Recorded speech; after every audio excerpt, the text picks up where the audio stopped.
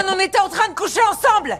Est-ce qu'on pourrait partir tout de suite? Qu'est-ce que t'as dit? On a une liaison! Tu sais, le sexe! La chose que toi et moi, on ne fait plus! C'est ce qu'on faisait, Cassie et moi, sur la banquette arrière. Comme on n'arrête pas de le faire depuis 2 ans! Tu as d'autres questions? Cet homme n'aurait jamais imaginé. Sa femme avait une liaison avec une autre femme depuis 2 ans. Tout a commencé par un accident de voiture. Les secouristes ont transporté 2 blessés à l'hôpital, aux urgences. Hunt soignait la blessure de Gillian. Il leur a demandé à quelle vitesse elle roulait. Elle roulait pas, elle était garée. C'était la mienne. On était au Belvédère Hamilton. C'est pas l'endroit où... Les ados vont s'embrasser et se caresser? Ouais, on le sait.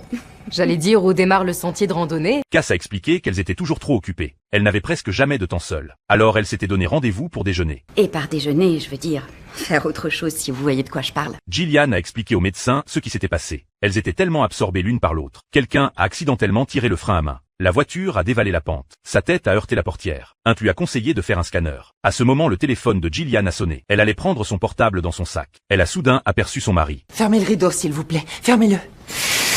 Gillian, tu vas bien? L'appli de la voiture a signalé un accident. Oui, ça va, je vais bien. J'ai mal à la tête, c'est tout. Docteur, voici Aaron. Mon mari.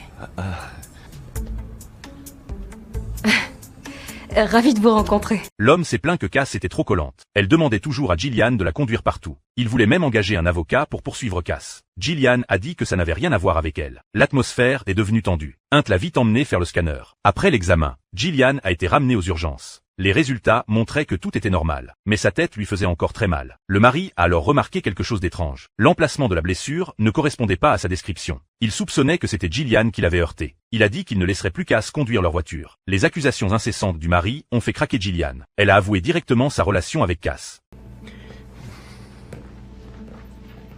Je me suis sentie beaucoup mieux en lui criant dessus comme ça. Il faut dire que parfois, le fait de vider son sac, ça peut procurer un bien fou. Non, je me sens mal maintenant, mais quand je me mets à crier, ma tête me fait plus mal!